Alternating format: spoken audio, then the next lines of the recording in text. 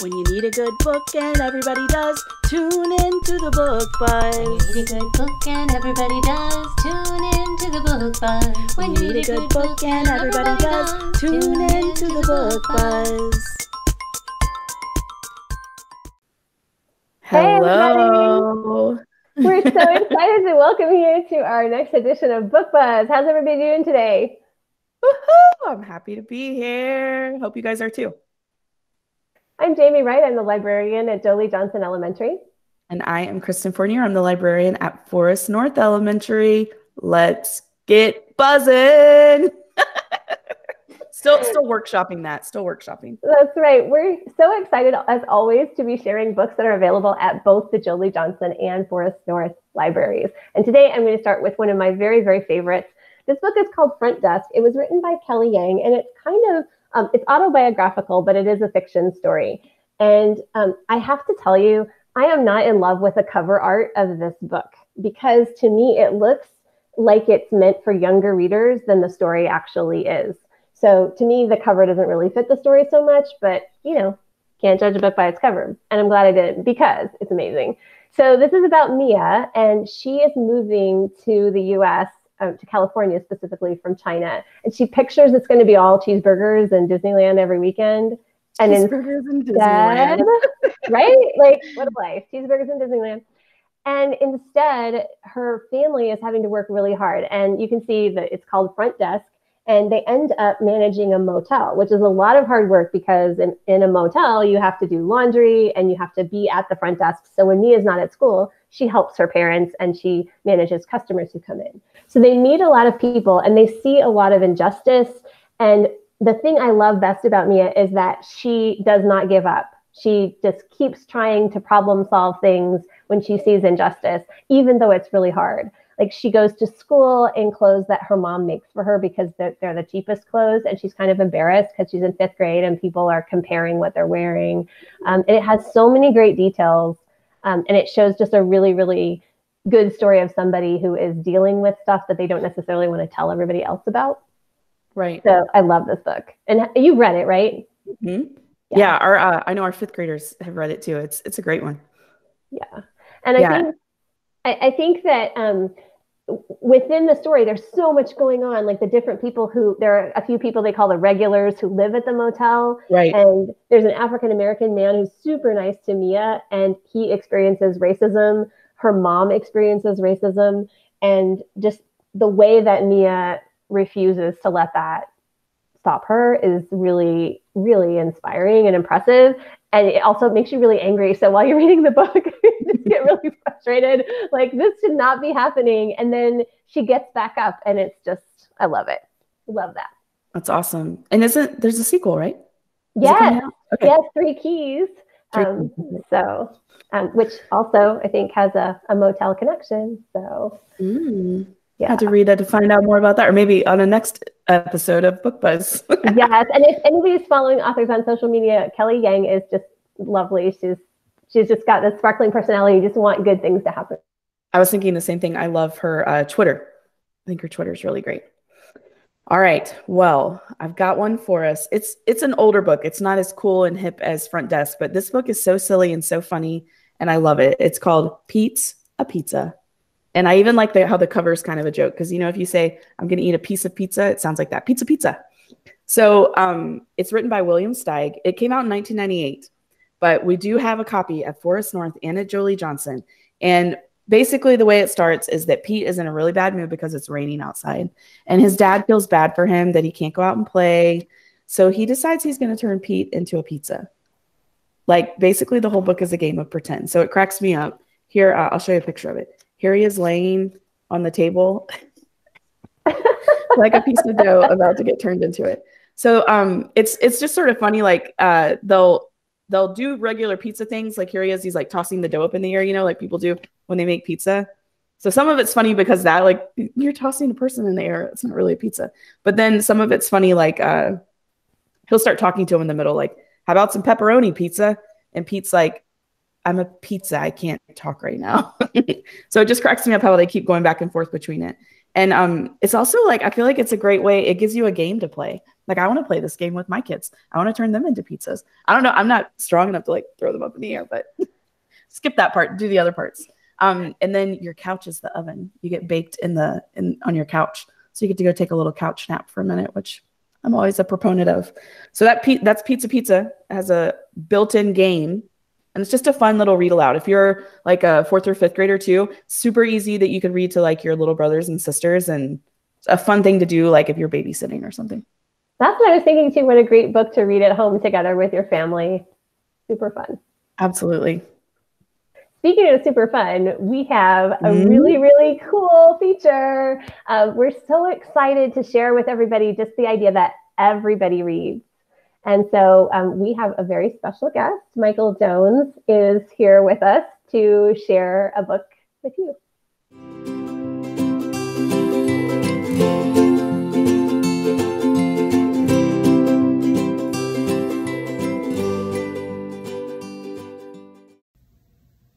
Hey guys, thank you so much for having me. My name is Michael Jones, and I'm the Textbook Warehouse Manager for the whole district. We are currently in the warehouse right now, surrounded by thousands of books.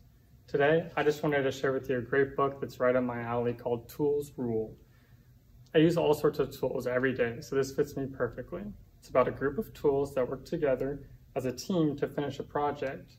It shows that it can be more fun when working together to get it done. I also have another book here called Amazing Facts. I love being surprised by new and interesting facts that you would never expect. Like, did you know kangaroos can't walk backwards? Crazy!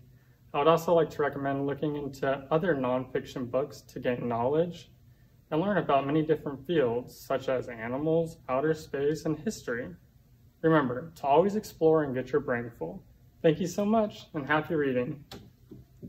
Michael, thank you so much. So we have to admit, Michael was somebody when we were dreaming about starting this segment on our show that we said, what if we could find someone in the textbook department that actually uses a forklift in their daily job? And Michael was so nice to like get on the forklift and go film his book recommendation. How cool is that he gets to do that every day? And I love that his books, just talked about like what he's passionate about in his job. So thank you so much for doing that for us. We're definitely grateful to share our love of books with everybody in our district and beyond. So yeah, that's amazing. Thanks, Michael. And I also am excited to share this book. This is another one of my very, very favorites. This is I Am Every Good Thing. It is new to our library, and I can't keep it on the shelves because teachers just keep wanting to share it, and I keep wanting to read it over and over. It's Derrick Barnes and Gordon C. James, authors of the Ode to Fresh Cut, which was our Bluebonnet, one of our Bluebonnets last year. And this book is so great. It's got such a positive message about all the different parts of your life. I bookmarked a couple of really great illustrations. This one is, I am a nonstop ball of energy, a go-getter, a difference maker, a leader. And I love that expression on his face. And it shows just different parts of your life, being with your family. And it has this great metaphor, right? I am every good thing. And then it talks about, I'm a grand slam. And I love this one. I am a highlight reel of magnificence. Yes. It works so well for teaching metaphors. So even though this is a picture book, it definitely works for older readers as well. But of course, it's got all these really great illustrations and people coming together. So it works for younger readers. So I love books that work for everybody so well. And this is just a beautiful one that I keep coming back to. I love that. I also love books that a kindergarten can experience in a completely different way than a 5th grader, but they're both completely valid and excellent. You know, that's really difficult to do for picture book writers, but some of them just pull it off so flawlessly. It's amazing. And the writing in that book is so well done that you just kind of have to stop and look at the phrase and go, wow, yes, that's really good. It's art. It? Yeah. So I think it could inspire some really good writing from our students. I agree. And sometimes metaphors can be so cheesy, you know, like it's hard to find really well-written metaphors. So that's a great idea. I hadn't thought about that connection for our teachers yet too. That's very brilliant. Speaking of brilliant and speaking of cool stuff, it's time for another fan art. Woohoo, fan art. So I've got one today. Check this out. This is a piece of fan art from Chloe. She is in 5th grade, which kind of blows my mind because Chloe's been at Forest North since she was in kindergarten. And she did kind of a different route. I love this. It looks kind of slimy, and it's honey from the Book Buzz spilling over. So that could be our new logo. I know. I love it. So thank you so much, Chloe, for sharing that with us and everything you do for Forest North. We love you. That's great, Chloe. Thank you so much. Yeah, she's so cool. Speaking of things I love, like Chloe, I've got this other book that I want to share with you. It's called I Haiku You instead of I Love You. Isn't it cute? That is adorable. It's so tiny. I love it. It's written and illustrated by Betsy Snyder. Even the back cover is adorbs. And I came across this book because second grade is studying poetry right now. And the second grade teachers had asked me to record on YouTube some different books. And we love Wonton, you know that book? It's like a cat haiku book. But I was like, let me try to find a few other ones. And this one's so cute. It's like a friendship book, but it also seems really nice just in time for Valentine's Day. And just different kinds of love that you can have. This one hits me as a mom right here. It says, little by little, I love watching you grow up, each and every inch. And then here's the little kid growing up, going to school for the first time on the bus. Achy, heartbreak, love. Miss you so much it hurts, love. Please hurry home, love. So I was thinking about it as a mom, but I think it's the little puppy. The puppy wants his little girl to come home. It's so sweet. So it's just different kinds of love that you can feel for somebody, and they're all written in haiku. So it's 5 syllables on the first line, 7 syllables on the second line, and 5 syllables on the third line. And a lot of times I think haiku is usually about nature, but these are all just different situations where you love somebody and care about others. So it's a good little read. What a great SEL experience too. You know, I know sometimes when I introduce books that have anything to do with love at a certain age group in elementary, we get, ew, right?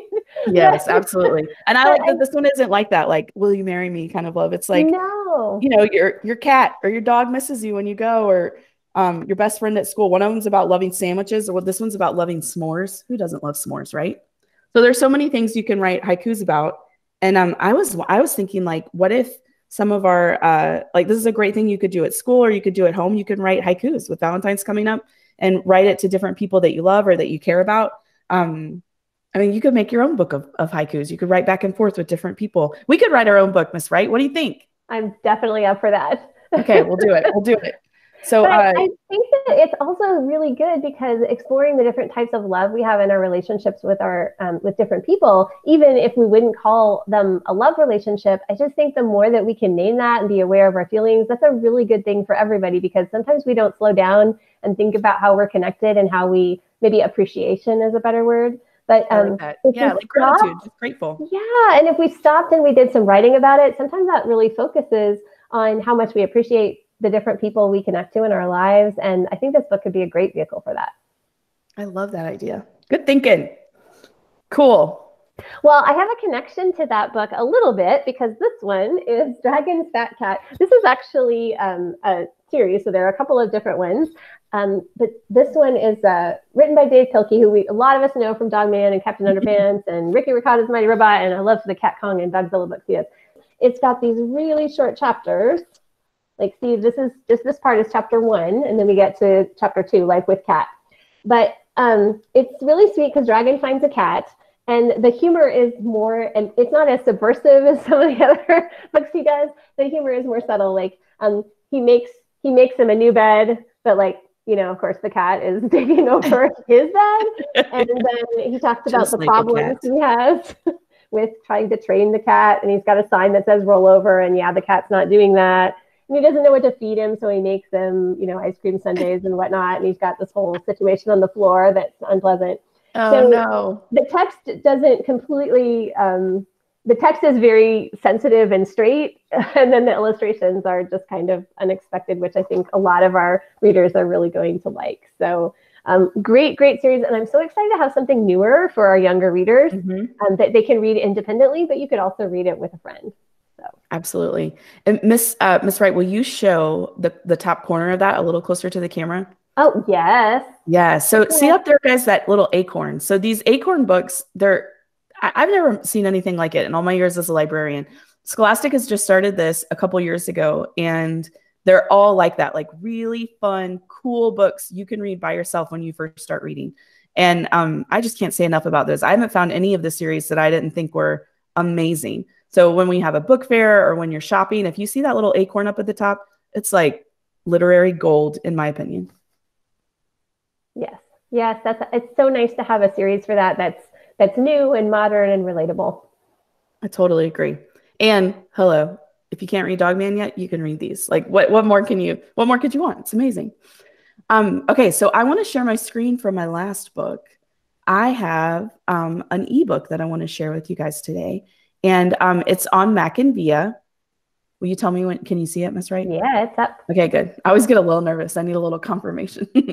So everybody at Forest North and Jolie Johnson has access to Mac and Via. If you need a reminder, the way that you log in, your username is your S number, but no S. So it's just the 6-digit number for your username. And then your password is the exact same thing as your username. It's not a different thing. It's the exact same thing. It's just that 6-digit number with no S again. And once you're in there, we have thousands of books that you can read. But this one that I wanted to show you today, it's a new book. It just came out in 2020. I've seen some things where it's getting some buzz for some of the awards that are going to be in a few weeks. And it is called Black is a Rainbow Color. Oops, I have it all the way at the end because I was reading it. I recorded this yesterday. The publisher gave me permission to record it. And it's going to be on my YouTube channel in a couple days for Forest North. So what's interesting about this book is it talks about how maybe when you look through the colors of the rainbow, you don't see black on there, but black also has so many definitions and so many things that are beautiful about it as a culture. So there's lots of references on here. Here's a great example. Black is the robe on Thurgood's back. So here's a super famous American. We've got Thurgood Marshall. He was the first Black Supreme Court justice. And they're showing that his judge robes were black. Another great example that I really liked is it talks about how identifying, here's Martin Luther King, different civil rights movements that we've had.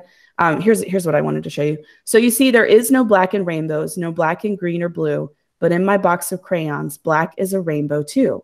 So identifying as a black person also can mean that your skin is a variety of different shades. You can look lots of different ways. And I think that's important for us to say to kids. And I think even grownups need to hear that message as well. So here you can see a lot of different people that identify as black, but they don't all look exactly the same. So, sometimes you can't anticipate what someone identifies as a race just by looking at them. So it's important to get to know people and talk to people.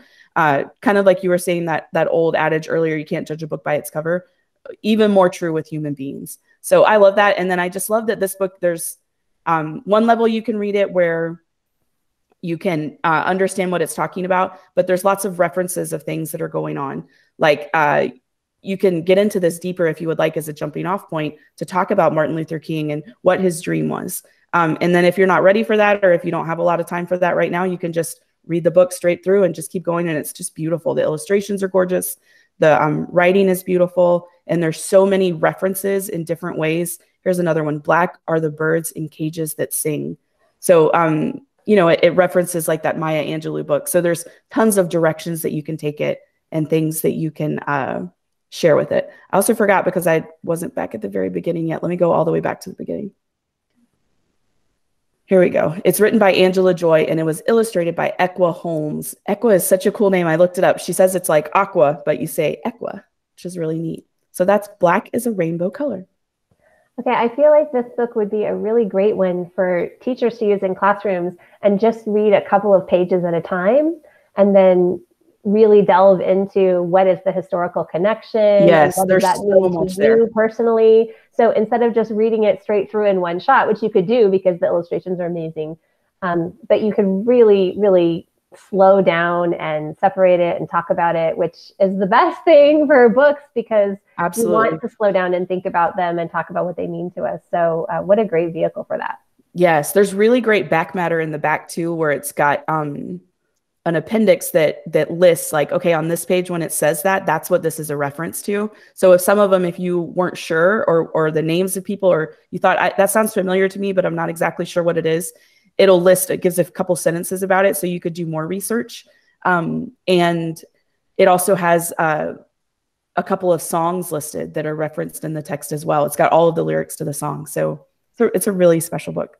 We have a print copy of that book in our library, but if you were looking at it on Mac and Via, that would be a really great place to just click on over to your research databases and find out more details about in our biography section. Absolutely. Oh my gosh, Miss Wright, I just love doing this. This is so fun. There are so many good books. We're just sharing them 3 at a time, but we're going to make it through all these really, really good options that we have for our students. And it's so exciting to get a chance to share these and to see them being checked out and appreciated. So thank you, everybody who is watching and who's reading, and we love that. Keep it up. I agree. Thank you so much. And we've gotten a couple of, we should plug our press that we've received. We got featured by the Round Rock ISD Public Relations Department, and then another website, The Patch, right? Is that what it's called? Thepatch.com picked up our story, and they wrote an article about us as well. Maybe we can put links to those stories in our YouTube comments. So if you want to check those out, you can. And we're just so excited that our show is, catching on and people are listening. So thank you so much to everybody that's supporting our show. We really appreciate it. And we love talking about books. And we love that you're reading books. And as always, that we hope that you find something wonderful to read today and every day.